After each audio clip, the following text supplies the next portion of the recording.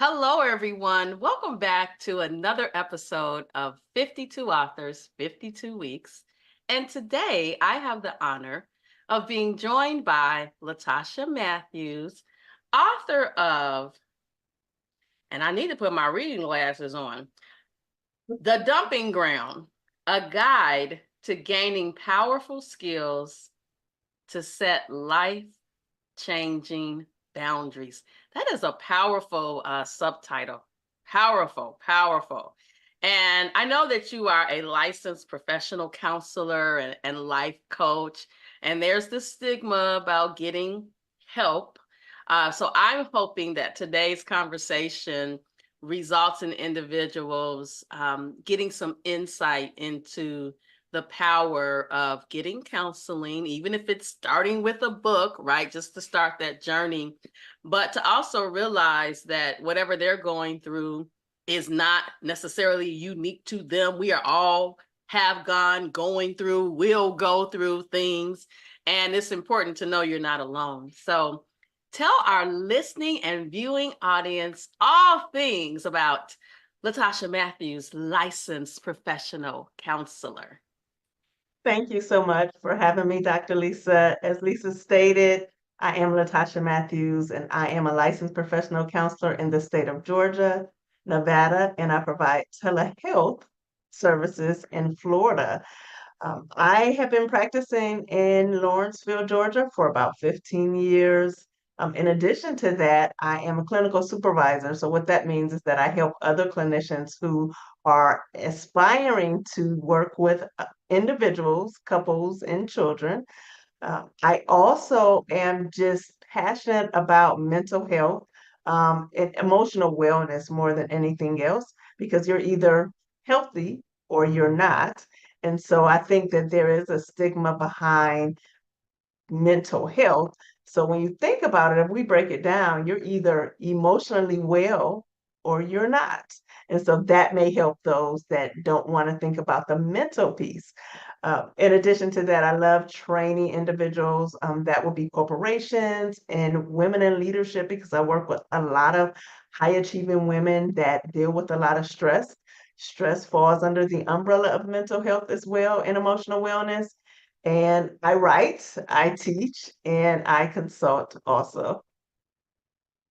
I love it. And I like that you talked about that you're helping them really become a better version of themselves. And I know growing up in the Black church, we used to just say, just turn it over to the Lord and he's going to work it out. And then I'm reminded of a scripture that says faith without work is dead. So you got to put in the work, right, to get to the end result, which may involve a professional counselor. And one of the things that I have found in working in healthcare, auditing medical records, I have found that even the psychiatrist got a therapist, right? Because we're sitting in front of them, you guys dumping all this information.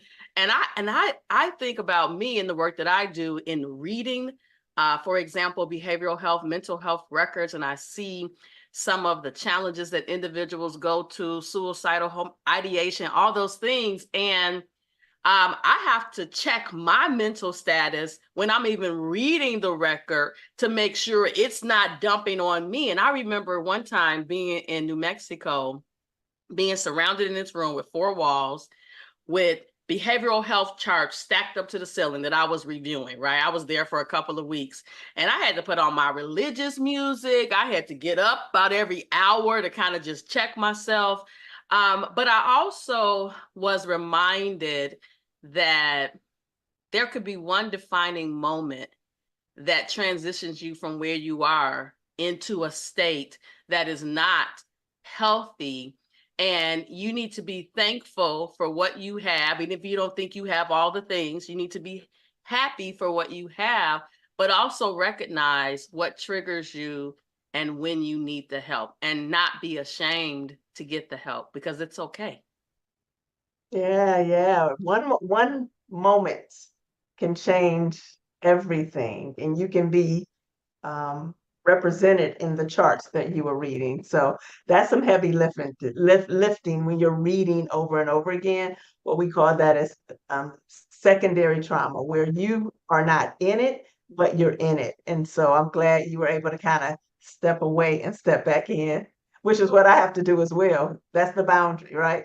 Oh yeah, you have to set that personal boundary. And at one point I found myself like, oh, what if that's my grandparent, right? When I was doing some Jerry psych, right? What if that's my grandparent? What if that's my parents? And so I constantly had to continue to check myself, play my music, keep my status where I needed to be.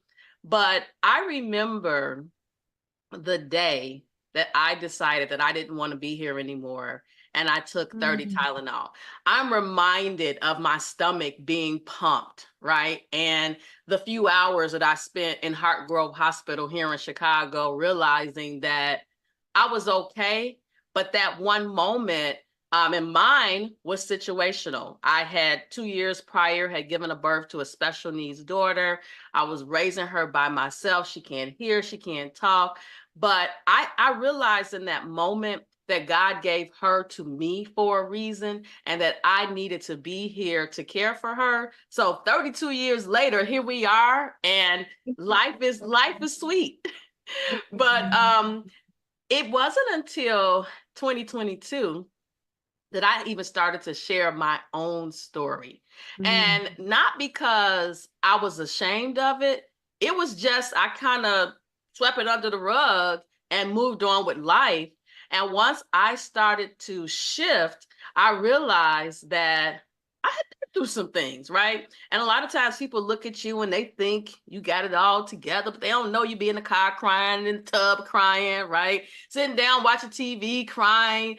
So I really want people to know that it's okay not to be okay, but you got to get some help. Mm.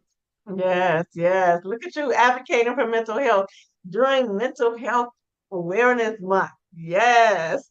Yes. You know what? Mental health, I realize this mental health and physical health are walking down the street together.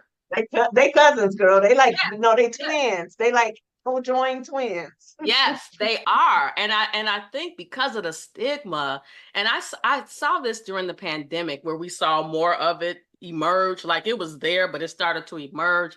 And as I drive here in Chicago and I see people on the expressway just so angry driving, and then all of a sudden people pulling out guns and all kind of stuff, it's like, man, we got to get it together. Yes, yes. So, So listen, I want to know what made you decide to write your book? Because I never thought I would write a book. So I'm interested in knowing what made you publish your work of art.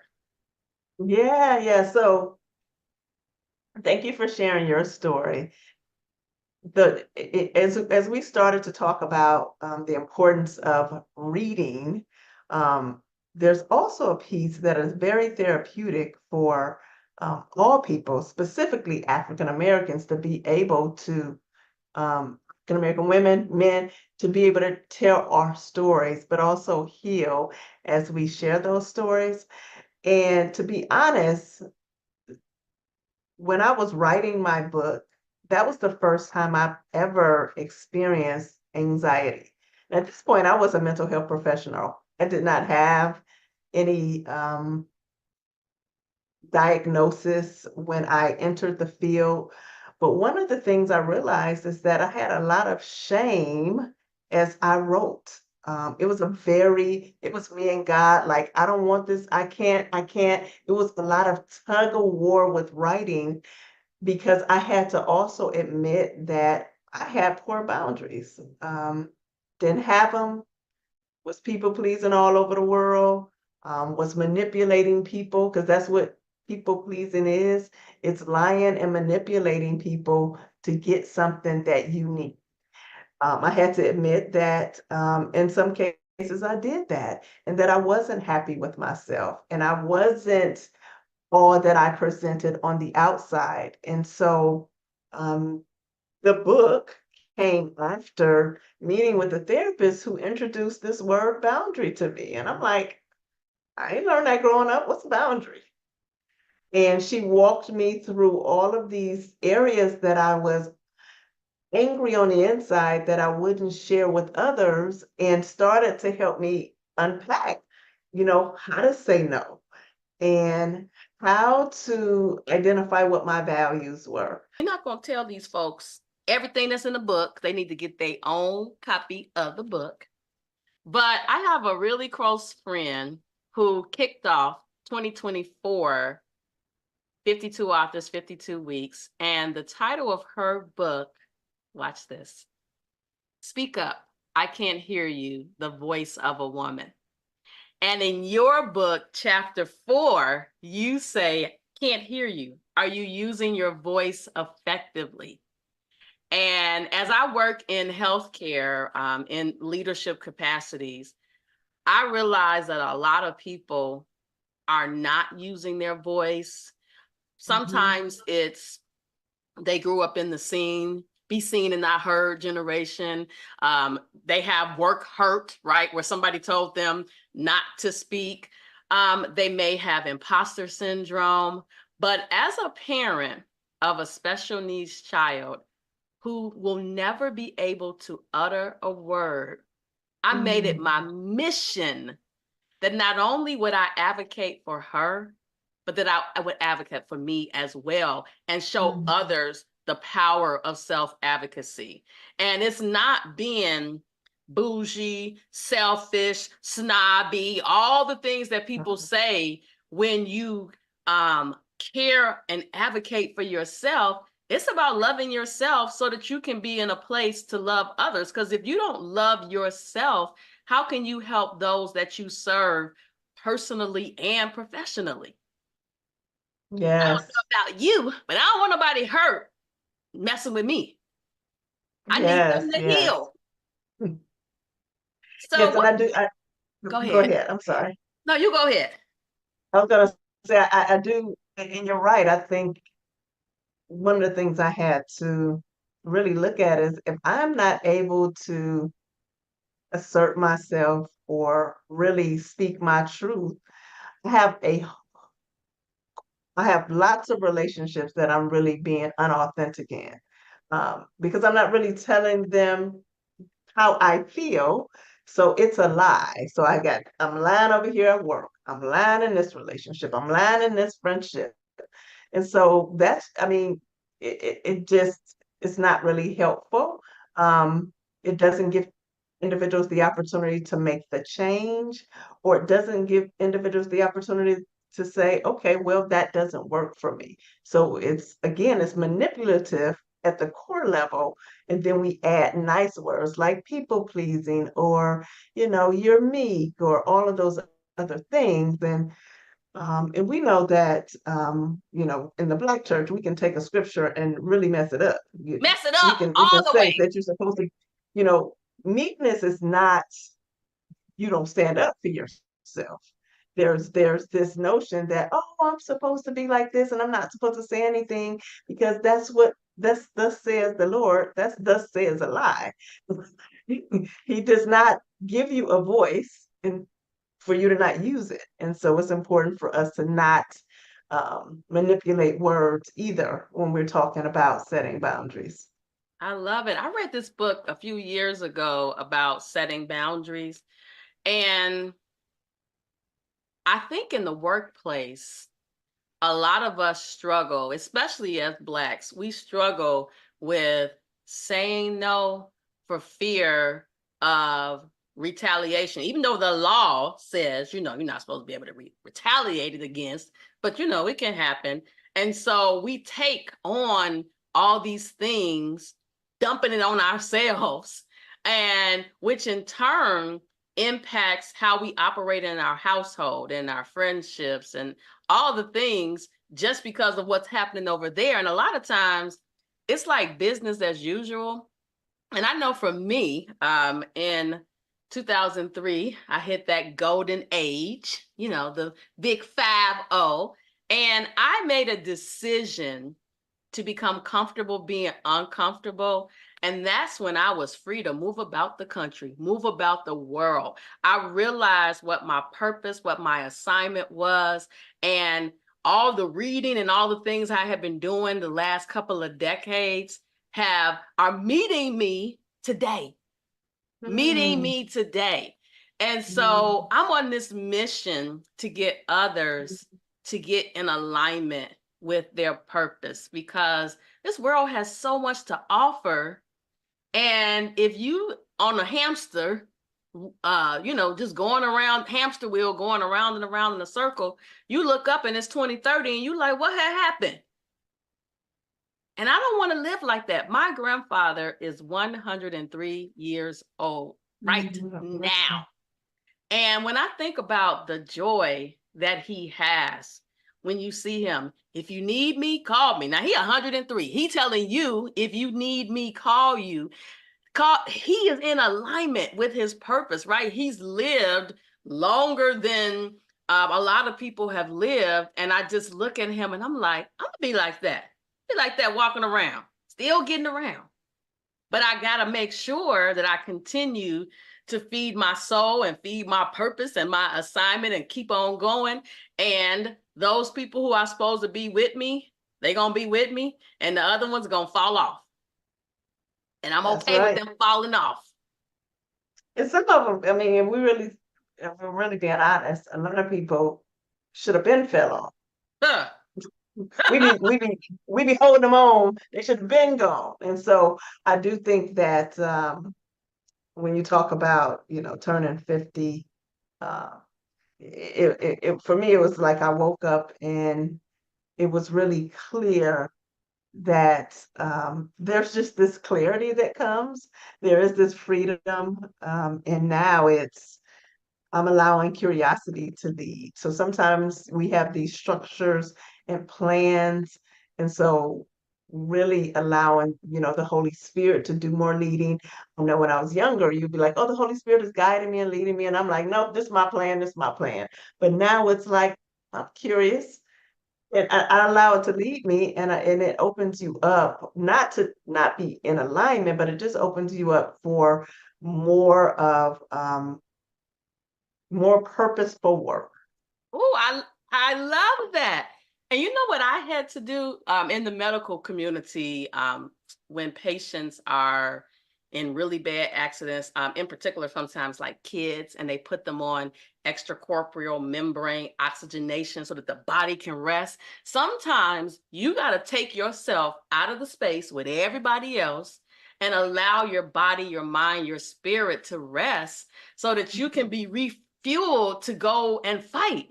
And I had to a couple of times put myself on ECMO. And when I came out, I was like, all right, now what? Right. But I had to realize the need for that. And Mm, I think you're right. I didn't think about it. That curiosity on this other side of 50, now 51, I'm like, what's up, world? I'm ready, right? I don't know mhm. what's going to happen next, but I'm just along for the ride and I'm continuing to prepare myself, but also shedding all this stuff that I don't need to take on the journey with me. And speaking of Mm. shedding, I told you I'm going to Atlanta. I love Atlanta. You talk about one of my favorite places that I always try to get to when I'm there for some scattered and splattered pancakes. No, not pancakes, waffles. The Waffle House. You talk about using food for comfort.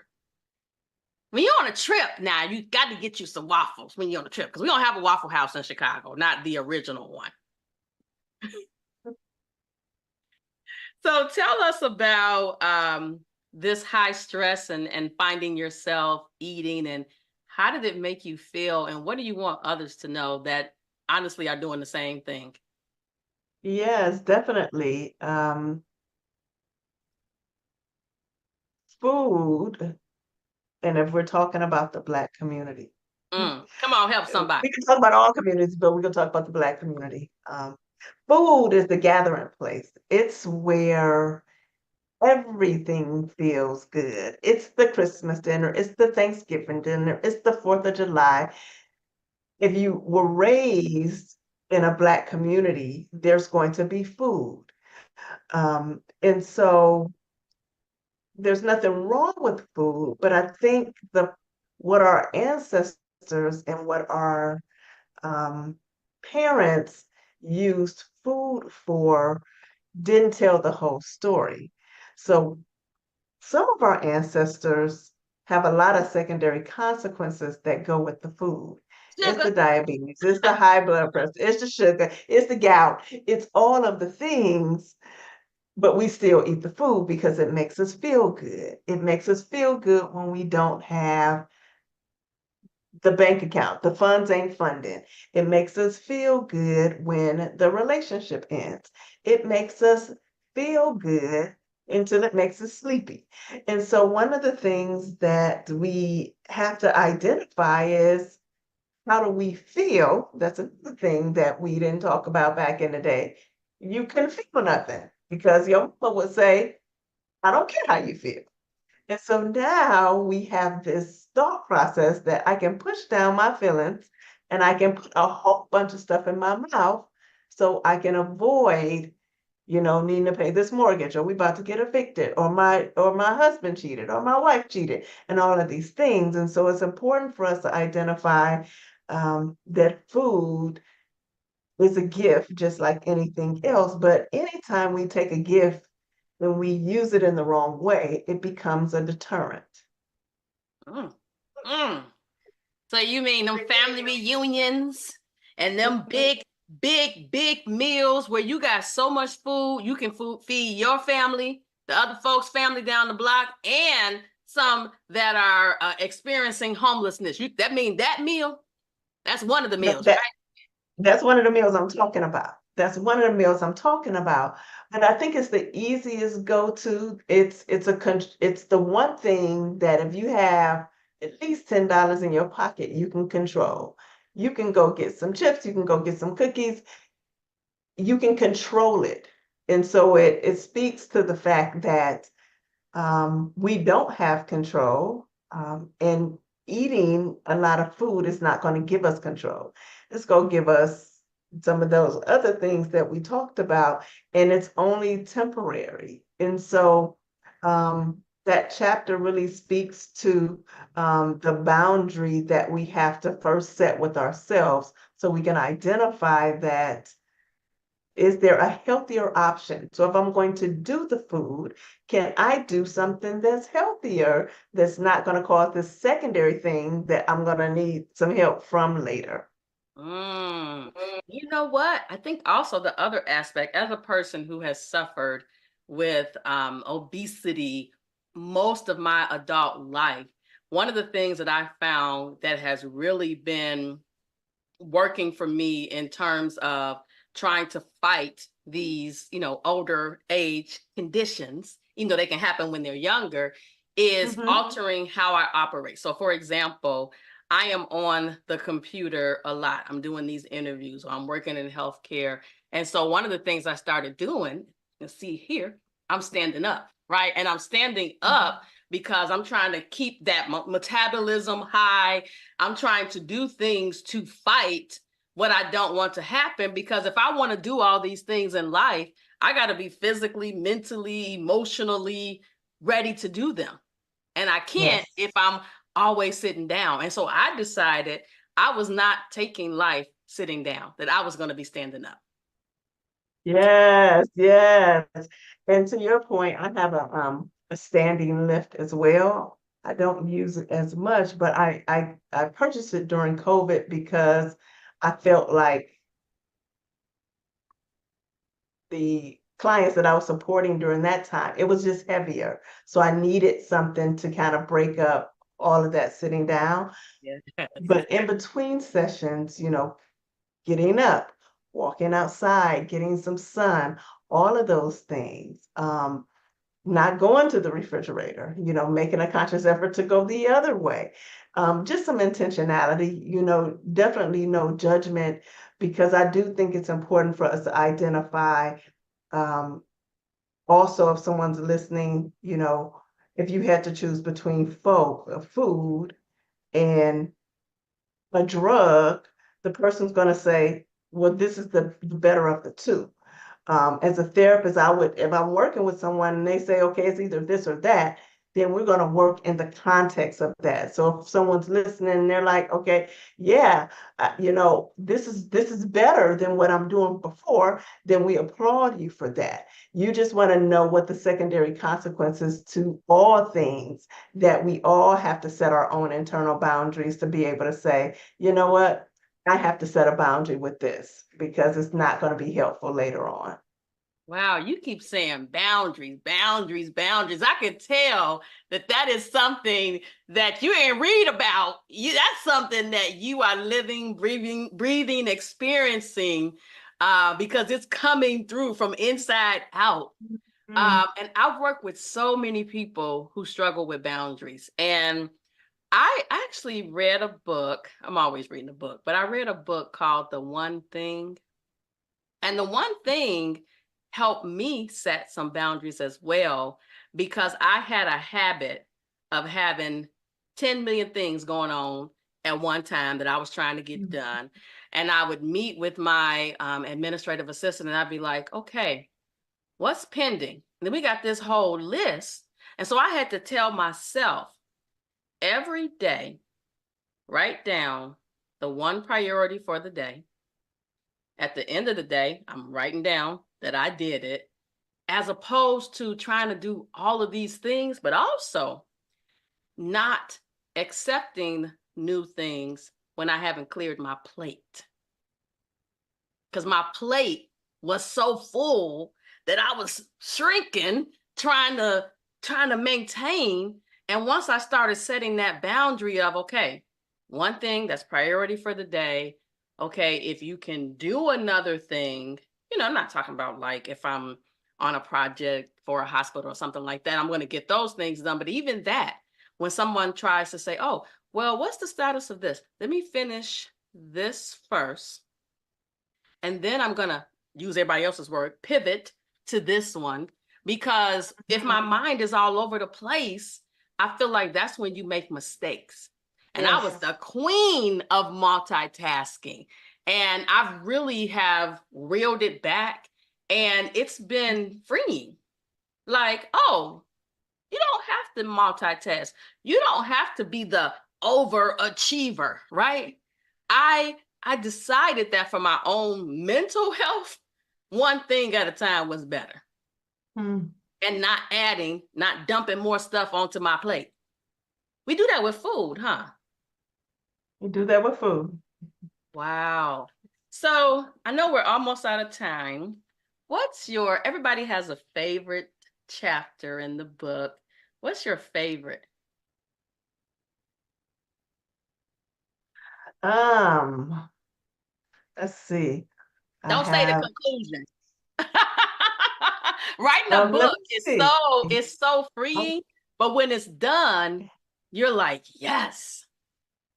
Now, and the reason yeah, I I think said don't say conclusion, because you start off conclusion by saying boundaries, boundaries, boundaries. mhm.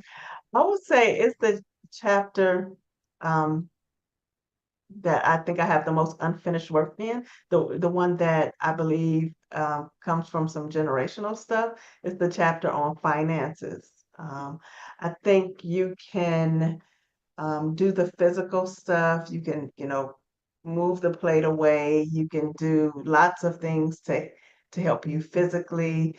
You can say no. You can do some emotional work. You can go to therapy. But the financial piece sometimes comes from um, generations of unlearning. I think that you can work on setting a budget one day and then something can happen that you takes you off your budget You walking down and my then street. I'm just saying it's the hardest because you can be doing so well in setting a boundary, and then it's for me it's easier to kind of get off track. And so sometimes you're wanting to go to the deep and say, how did I get here? And then you have things that are coming now. So you have the parking lot. How did I get here? And deal with the here and now. And so that's the chapter that I think getting more resources, making sure that you have some good solid financial people around that will help you kind of pick apart some things, whether it's financial planners, whether it's investors, whatever the case may be. And as business owners, we definitely don't need to be, you know, dipping and dabbing in that stuff ourselves. We need to hire or acquire. Acquiring the skill in our 50s, we don't got time for that. So we Nope. need to put some money to the side and say, tell me what I need to do, and then teach me to do it. Tell me the benefit, and then we just do it. Mm, mm, mm, mm. You have talked about so many aspects of gaining powerful skills to set these life-changing boundaries from I financial is one that I have struggled with so much, and it's a struggle because at one point in my life I was working and hustling, so I was shopping and traveling and doing all these things, and now at the over 50 age I'm like, okay, you got to get rid of this debt because at some point I'm I don't think I'm gonna retire. I think I'm gonna just die doing what I do, but I don't want to be older with this heavy load that I'm carrying. So Mhm. I have become a little consumed with my credit card debt in particular. Mhm. On my I'm with you. spreadsheet, I have the balance, my available credit, the interest rate. So I'm doing the strategies to pay things off, the snowball approach. And then maybe the next week, I'm like, oh, you did this one project. You can hit this big one and it's every day I'm waking up. And then I keep saying to myself, and you just said it, I know how I got here, but what I have to work on is once I pull myself out, not going back. And Yes. one of my guests on another show that I do talked about freezing her credit cards. And she put them in the freezer so she can kind of forget them. But today she got an 850 credit score, $100,000 in available credit for her credit cards. She pays her cards off every month. I'm like, bless your ministry. Because I just be trying to make the minimum and then figure out which Yes. one I'm going to pay.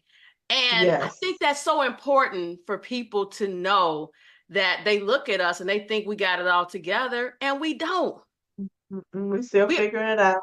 Yeah, we're a work in progress. So tell our listening viewing audience how they can find you because they may not even know where Atlanta is. Because it's so big. Like when you say Atlanta, it's like Midtown, Buckhead, Yes. Conyers, all these different places.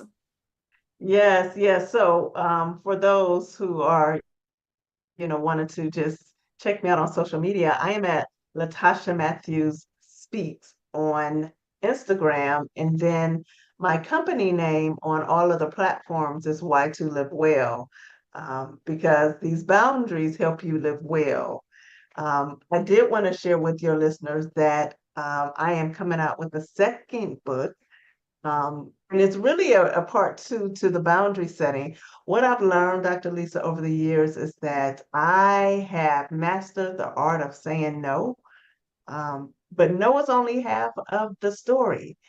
Um, so now I'm saying no, but what do I want to say yes to? So my new book speaks about boundaries, but it talks about the active yes for well-being. I talked a little bit about in the beginning about being able to know what your core values are. Those are all the yeses. I think as I'm looking back now, I needed to learn how to say no in that season. But now that I know how to say no, I need to understand the importance of what I want to say yes to. So the no gets a little easier. So the active yes to well-being will be coming out soon. I love it. So that means we're gonna have you back on the show Yes. Yes, because ma'am.